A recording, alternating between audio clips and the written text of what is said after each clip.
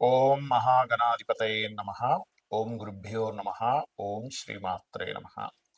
పరమేశ్వర స్వరూపమైనటువంటి జ్యోతిష, వాస్తు మరియు ఇతర అనేకమైనటువంటి శాస్త్రములను మనకు అందించినటువంటి మహర్షులకి నమస్కారం. హయగ్రీవ హయగ్రీవ హయగ్రీవేతియో వదేత్తస్య నిస్సరతే వాణి జహ్నుకన్యా ప్రవాహవత్. అరుణాం కరుణాతరంగితాక్షీం ధృతపాశాంకుశపుష్పబాణచాపాం అనిమాదిభిరావృతాం మయూకైః అహమిత్యేవ విభావయే భవానీ. శ్రీమాత్రే నమ. ప్రేక్షకులకి అలలితాంబిక అమ్మవారి యొక్క అనుగ్రహం పరిపూర్ణంగా కలగాలని మనస్ఫూర్తిగా కోరుకుంటూ మనం ఈరోజు చెప్పుకోబోయేటువంటి విషయాలు ఏవైతే ఉన్నాయో అవి చెప్తుంది నేనైనప్పటికీ కూడా చెప్పిస్తుంది సాక్షాత్ లలిత అమ్మవారిగా భావిస్తూ ఏప్రిల్ మాసంలో గ్రహస్థితి ఎలా ఉంది, ఈ యొక్క గ్రహస్థితి రీత్యా ద్వాదశ లగ్నాల వారికి, రాసుల వారికి ఏ రకంగా ఉండబోతుంది. ముఖ్యంగా లగ్నమే చూసుకోండి, లగ్నం తెలియని వారు రాసులు చూసుకోండి. అయితే ఇందులో 5 గ్రహాలు మనకి షష్టగ్రహ కూటమితో అవుతుంది, కానీ ఒక గ్రహం చంద్రుడు బయటకు వచ్చేస్తున్నాడు. శని, రవి, బుధుడు, శుక్రుడు, రాహు మేనంలో ఉంటూ ఈ యొక్క చంద్రుడు 4 రోజుల పాటు మేషన్కు మళ్ళీ వచ్చి చేరుకుంటాడు. అదేవిధంగా కుజుడు కర్కాటకంలో 3వ తేదీ నుంచి ఉంటున్నాడు, ఏప్రిల్ 3 నుంచి. ఆయన ఒక 2 నెలల 15 రోజుల పాటు ఉంటాడు. కన్యారాశిలో కేతువు, గురువు వృషభ రాశిలో ఉన్నాడు. ఈ యొక్క గ్రహస్థితిని అనుసరించి ఏ లగ్నముల వారికి ఏ విధంగా ఉండబోతుంది, జాగ్రత్తలు ఏం తీసుకోవాలి, మరియు పరిహార మార్గాలు ఏం చేసుకోవాలనే విషయాన్ని ఇప్పుడు మనం తెలుసుకుందాం. మేష లగ్నము, మేషరాశి. మనకి విశ్వవసునామ సంవత్సరం నుంచి కొత్త సంవత్సరం ప్రారంభం. ఈ మేషం వారికి అందరికీ ఉన్న భయం ఏంటంటే, ఏమంటే ఏలినాడు శని వచ్చేసింది. ఏమీ భయపడకండి. ఏలినాడు శని వస్తే మాత్రం ఒకటే గుర్తుపెట్టుకోండి, ఏదైనా గ్రంథంలో మనకి జ్యోతిష్ శాస్త్ర గ్రంథాల్లో ఏలినాడు శని వస్తే ఏమీ పనికి రాకుండా పోతాడు మనిషి, ఎందుకు పనికి రాకుండా పోతాడని ఎక్కడా లేదు. స్లో అవుతాయి పనులంతే. కాస్త 12వ స్థానంలో ఉన్నాడు కాబట్టి ఇన్వెస్ట్మెంట్ చేసేటప్పుడు కాస్త చూస్తూ ఇన్వెస్ట్మెంట్ చేయండి. 12వ స్థానంలో అధిక గ్రహాలు ఉన్నాయి, కాస్త ఖర్చులు ఉంటుంటాయి. ప్రతి ఖర్చు మీరు పెట్టండి, దోషం పోతుంది. ఏదైనా ఆలయాలకు వెళ్ళి సేవ చేయండి, అంతేగాని ఏలినాడు శని వచ్చేసిన ఓ భయభ్రాంతులు గురవ్వాల్సిన అవసరం లేదు.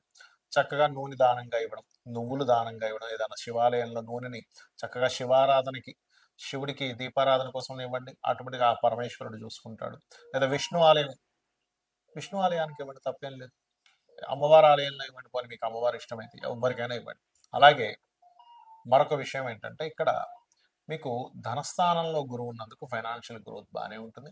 అయితే ఇక్కడ ఈ 4వ స్థానంలో కుజుడు నీచ పొందుతున్నాడు ఈ నెల 3వ తేదీ నుంచి. ఇక్కడ 2 నెలల 3 రోజులు ఉంటాడు దాదాపుగా. అయితే ఈ 4వ స్థానంలో కుజుడు నీచ పొందుతున్నందుకు ఇక్కడ కొన్ని విషయాలలో మీరు జాగ్రత్త వహించాలి. ఏమిటది?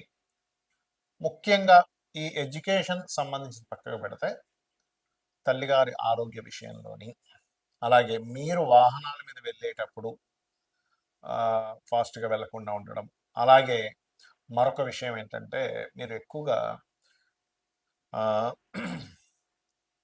ఈ భూమికి సంబంధించిన అంటే రియల్ ఎస్టేట్ చేసేవారు, అదేవిధంగా రైతులు కొంతమంది చూడండి, టైమింగ్ సరిగ్గా చూసుకోకుండా మనకి విత్తనాలు వేసేటప్పుడు కానీ, అంటే పంటలు కొంచెం వర్షం రాబోతుంది అన్నప్పుడు కొంచెం చూసుకొని తీయాలి. ఎందుకంటే సహజంగానే ఈ 2-3 నెలలు కూడా అకారణంగా వర్షాలు, అకాలంలో అంటే అసలు కాలానికి విరుద్ధంగా వర్షాలు వస్తుంటాయి. కాబట్టి ఈ విషయంలో జాగ్రత్తగా ఉండాలి. అయితే ఇందులో మరలా మీకు ఈ రియల్ ఎస్టేట్ కావచ్చు, భూములు కొనుగోలు చేయడం, అమ్మడం, కొనుగోలు చేసే విషయాల్లో కావచ్చు, కొన్ని సందర్భాల్లో చంద్రుడు నీచంలో ఉన్నప్పుడు, కుజుడు నీచంలో ఉన్నప్పటికీ చంద్రుడు వచ్చి చేరుతున్నప్పుడు కేంద్ర స్థానాల్లో బాగుంటుంది. ఎప్పుడు 1వ తేదీ, 6-7 తేదీలు, అదేవిధంగా 13-14 తేదీలు, 21 నుంచి 24 తేదీలు ఈ నెలలో.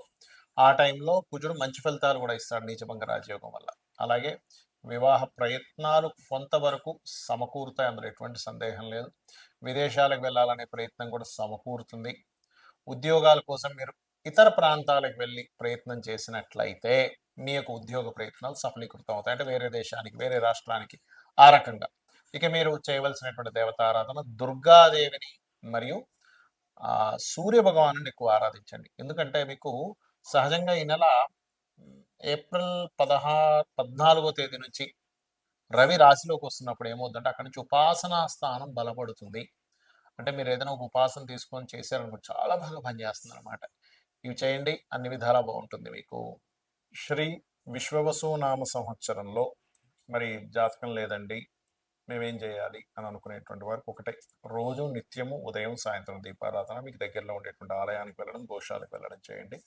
మీకు ఎటువంటి ఆదాయ వ్యయాల్లో ఇబ్బందులున్నా, ఏ ఏలినాటి శని వస్తున్నా, ఎటువంటి ఉన్నా కూడా, అష్టమ శని అర్ధాష్టమ శని ఉన్నా దాని ప్రభావం మీ మీద అసలు పడదు. ఒకటి. ఇంకోటి, ఉగాది నుంచి అసలు ఎటువంటి జరగనున్నాయి లోకంలో. మనకి గతంలో చెప్పుకున్నాం, క్రోధినామ సంవత్సరంలో అనవసరమైన గొడవలు వస్తూ ఉంటాయి, ప్రతి ఇంటింట గొడవలు అని చెప్పుకున్నాం. అలాగే జరిగింది కూడా, ప్రతిదీ గొడవలు గొడవలు. విశ్వవసునామ సంవత్సరంలో గొడవలు మాత్రం అంత ఉండదు, తగ్గుతుంది, పంటలు చక్కగా అవుతాయి. అదేవిధంగా అన్ని శుభాలు జరుగుతాయి. కాకపోతే ఒక గొడవ మాత్రం కొత్తగా ప్రారంభం కానుంది విశ్వవసునామ సంవత్సరం నుంచి. అదేమిటి అంటే, మనకి ఎలా అయితే జీహాద్ అని ఎలా ఉందో అలాగే విధంగా విహాద్ అని, షాహాద్ అని, సాహాద్ అని కొత్తగా స్టార్ట్ అవుతాయి. అంటే ఏమిటంటే, విహాద్ అంటే మేము వైష్ణవులము, షాహాద్ అంటే మేము శాక్తీయులము, సాహాద్ అంటే మేము శివారాధకులము అని అనుకుంటూ కొంతమంది, అందరూ అని నేను చెప్పట్లేదు, ఎందుకంటే ఒకే పరమాత్మ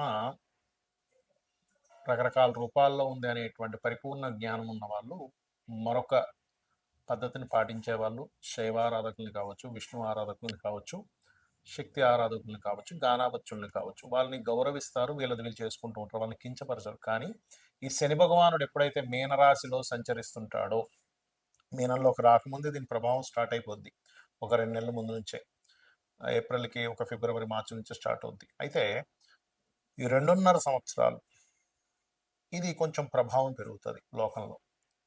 ఇది ఒక రకంగా మంచిగా అవుతుంది కూడా. ఎందుకు అంటే, దీనివల్ల ఒక కనువిప్పు, అరే అరే అనవసరంగా నేను విష్ణువునే ప్రార్థిస్తాను, లేకపోతే నేను శివుణ్ణే ప్రార్థిస్తాను, లేకపోతే నేను అమ్మవారిని తలుచుకుంటాను, తప్పేం లేదు. మీరు ఒక దేవతను తలుచుకోవడం అన్ని విధాలా చాలా మంచిది. కానీ ఇది తలుచుకుంటూ, ఈ అమ్మవారిని తలుచుకుంటూ విష్ణు ఆరాధకులను ద్వేషించడం, లేదా విష్ణువుని తలుచుకుంటూ అమ్మవారి ఆరాధకులను ద్వేషించడం, ఈ ధోరణి నుంచి, ఈ ధోరణికి సంబంధించినటువంటి ప్రభావం పెరగనుంది ఈ శని రాహు కలిసి మీన రాశిలో ఉండడం వల్ల. ఇది ఒకటి మాత్రం చాలా పెరుగుతుంది. అలాగే షేర్ మార్కెట్లో చాలా అప్ అండ్ డౌన్స్ రావడము, కొన్ని దేశాలకు ఆర్థిక మాంద్యం రావడం, అకారణంగా వర్షాలు, అలాగే జల సంబంధించినటువంటి ఇబ్బందులు. అంతేగాని చాలామంది ఏమంటున్నారంటే, ఏదో కరోనా లాంటి భయంకరమైన వ్యాధులు రాబోతున్నాయి అంటున్నారు, కానీ అలా ఏమీ రాదు, ఏదో చిన్న చిన్న వచ్చిపోతాయి, ఏం టెన్షన్ పడకండి. అలాగే మరొక విషయం ఏంటంటే, ఇక్కడ ఒకటే, చాలామంది ఏమండి నాకు మరి జాతకం లేదు అని భయపడుతూ ఉంటారు. ఏమండి నాకు ఏలినాటి శని వస్తుంది. ఒకటే గుర్తుపెట్టుకోండి, ఏలినాటి శని ఎవరికి వచ్చినా, అర్ధాష్టమ శని వచ్చినా, అష్టమ శని వచ్చినా కూడా మిమ్మల్ని అస్సలు పనికి రాకుండా ఎప్పుడూ చేయదు. ఎందుకంటే ఏ గ్రంథంలో అది లేదు. కాబట్టి ఆ యొక్క విషయంలో భయపడకండి. చక్కగా మీరు మీ ఇష్టదైవాన్ని రోజు ఉదయం సాయంత్రం పూజ చేసుకుని ఒక 5-10 నిమిషాలు చక్కగా శ్రద్ధగా భక్తిగా చేసుకోండి. విష్ణువునా, అమ్మవారినా, శివుడినా, గణపతిని, ఎవరిని చేసుకున్నా పర్లేదు. అలాగే మరొకటి ఏంటంటే, దగ్గరలో ఉండేటువంటి ఆలయాలకు వెళ్ళండి, గోశాలకు వెళ్ళండి.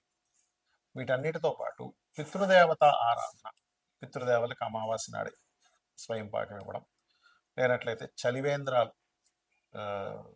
మీరు స్థాపించడం, లేకపోతే ఎవరికైనా ఈ పక్షులకి ముఖ్యంగా వేయడం. ఎందుకంటే ఉగాది రోజు ప్రత్యేకంగా మనకి శాస్త్రంలో చెప్పినటువంటిది ఏంటంటే, వేపతో చేసినట్టు, వేప చిగురు, వేప పువ్వుతో చేసినటువంటిది ఉగాది పచ్చడి ఖచ్చితంగా తినాలి. దీనివల్ల ఆరోగ్యం కలిసి వస్తుంది అనేటువంటి శాస్త్రం. కాబట్టి ఆ రోజు చక్కగా